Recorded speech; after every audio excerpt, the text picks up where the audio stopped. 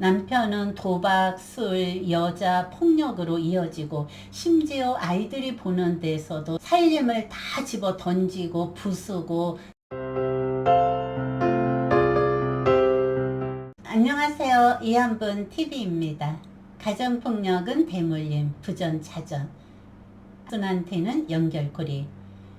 가정폭력의 발생 원인에 대해서 여러 가지 이유가 있지만 대략적으로 살펴보면 가정폭력 행위자의 성격, 개인의 스트레스, 사회적으로 고립됨, 어려서 가정폭력을 보며 성장한 경우 등 이런 것이 모여서 가정폭력이 많이 발생을 합니다. 흔히 남들이 말하기는 가정폭력을 법대로 하면 되지 왜 그렇게 쉬쉬하면서 살아가고 있냐. 주변에서 말들은 그렇게 하지만 당사자들의 마음은 이러지도 저러지도 못하는 것이 지금의 현실입니다. 60대 초반에 이혼을 한 지 5년 차인 아내의 사연입니다. 이혼을 하기 전 가정 환경은 이렇습니다. 결혼 초부터 남편은 직업도 없고 가끔씩 막노동을 하고, 자녀는 남매가 있었고 결혼 초부터 아내는 파출부 일을 하면서 생활을 이끌어 왔습니다. 남편은 도박, 술, 여자, 폭력으로 이어지고 심지어 아이들이 보는 데서도 살림을 다 집어 던지고 부수고 자녀들까지도 손찌검을 하고, 그 고통은 사람들이 살아가는 집이 아니고 성난 짐승이 울부짖으면서 살아간다는 것이 더 어울릴 거라고 합니다. 부모는 자녀의 거울이라고 했는데 그런 환경에서 부모의 싸우는 것만 보고 자랐으니 제대로 된 인성교육이 될 수가 없었죠. 항상 아이들한테 제인처럼 살아왔다고 합니다. 이혼을 해달라고 해도 안 해주고, 5년 전에 젊은 여자가 생겨서 이혼을 자연스럽게 해주었대요. 이때가 기회구나, 얼씨구나 좋다 하고 아이들을 데리고 빈몸으로 나왔습니다. 끙끙 앓더니가 쑥 빠져서 시원했다고 하죠. 그 시원함도 잠시였습니다. 주변 사람들의 도움으로 구멍가게를 얻어서 분식집을 운영하고 있습니다. 그분의 사정을 알고 보란듯이 잘 살아보라고 도움의 손길이 이어졌습니다. 악착같이 살았습니다. 아내의 몸은 만신창이가 되었습니다. 우울증, 뇌출혈, 심근경색, 심장이 벌렁벌렁. 어떻게 할 수가 없대요. 깜짝깜짝 놀래서 아무것도 하지를 못한다고 합니다. 작년에 딸은 시집을 갔습니다. 엄마 불쌍해서 시집을 안 간다고 하는 딸을 엄마 때문에 너의 앞날을 망치면 안 된다고 해서 마침 좋은 사람이 있어서 교제를 하고 시집을 갔어요. 딸은 공무원입니다. 틈만 나면 수시로 전화를 해서 안부를 묻고, 엄마가 좋다는 것은 택배로 다 보내주고, 딸이 하는 말, 이 세상에 하나뿐인 엄마, 내 편은 엄마, 엄마 편은 딸, 엄마 편은 딸뿐이 없다고 하면서 아프지 말고 이것저것 잘 챙겨 먹고 오래 살아서 딸 곁에 버팀목이 되어 달라고 죽으려고 생각을 했다가 딸이 울면서 이야기를 하면, 그래 오래 살아야 생각이 달라지고 하루에도 수십 번씩 생과 사가 왔다 갔다 한다고 합니다. 딸이 있어서 이안이 된다고 하죠. 35세 된 아들이 있어요. 고등학교 졸업을 할 때까지는 착한 아들이었어요. 아이가 서서히 변해가기 시작을 했습니다. 아버지랑 똑같이 행동을 합니다. 직장도 없이 놀기만 하고 컴퓨터만 하고, 돈을 달라고 해서 돈을 주면 게임방에서 그 돈으로 게임을 하고 돈이 떨어지면 집에 들어오는 것이죠.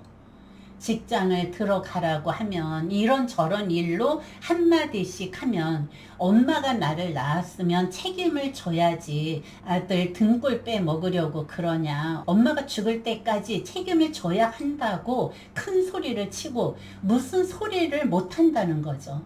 그러면 물건을 집어 던지고 폭언을 하고 미친 듯이 날뛰면서 어떻게 아버지하고 똑같은 행동을 하냐고 하면 부전자전이다. 내가 아버지 밑에서 그렇게 배우고 그렇게 자라났는데 왜 아버지랑 틀리면 이상한 거 아니냐. 그렇게 말을 한다고 합니다. 그리고 왜 나를 낳아서 이렇게 고생을 시키냐 하면서 협박을 한다고 합니다. 특히 술을 마시고 들어오는 날이면 밤새도록 술 주정을 하고 과간이 아니라고 합니다. 점심때 일입니다. 점심시간이 끝나고 나서 밥맛이 없어서 찬밥에 물을 말아서 한 수저 뜨려고 하는데 그때 아들이 들어오더니만 너는 지금 목구멍에 밥이 넘어가냐 하면서 그 밥그릇을 확 집어 던지고 엄마에게 폭력을 휘두르고 식당을 다 뒤집어 놓고 통요리를 의자로 던져서 다 깨고 주변 사람들이 무서워서 경찰에 신고를 했어요. 그날 아침에 돈을 해달라는 것을 돈이 없다고 하니 가게에 와서 깽판을 친 것이죠. 경찰이 아들을 신고를 하실 거냐? 이것은 큰 폭력이다. 엄마가 아들을 나가라고 빨리 도망가라고. 그리고 엄마가 빌었어요. 아들하고 약속을 했는데 돈을 못 해준 내가 잘못해서 이런 사단이 벌어졌다고 다시 이런 일이 있으면 경찰에 신고를 하겠다. 엄마가 경찰에 자식을 보내고 나면 어떻게 될까? 뻔한 이야기가 아니겠어요? 얼마 있다가 나와서 엄마를 더 못살게 굴 것이고 아들을 경찰에 신고를 했다고 계속 폭행과 보복을 더 할 것이고 차라리 안 하는 게 낫다고 합니다. 무기징역으로 감방에 가서 나오지를 못한다면 생각을 해볼 문제이지만 그러면 평생을 부모는 죄인처럼 살아갈 것이고 저녁에 퇴근을 해서 들어가 보니 침대에 누워서 쿨쿨 잠을 자고 있더래요. 집안에 아들 하나 키우는 것이 아니라 성난 짐승을 내가 키우고 있다고 합니다. 이날 애완견도 도망을 갔습니다. 딸이 시집을 가기 전에 엄마 우울증 치료를 하는데 걔가 도움이 된다고 해서 사주었대요. 애완견을 데리고 출퇴근을 했죠. 웃음도 주고 대화 친구도 되었다고 합니다. 집에서 싸우는 것을 보면 겁이 나서 강아지는 숨었습니다. 이날 가게에서 소란을 피울 때 강아지가 무서워서 도망을 갔어요. 주변에 가서 아무리 찾아도 찾지를 못하고 어디서 길을 잃고 고아가 되어서 떠돌아 다닐 것입니다. 불쌍한 강아지입니다. 말 못하는 짐승도 얼마나 무서웠을까요? 상상이 될 것입니다.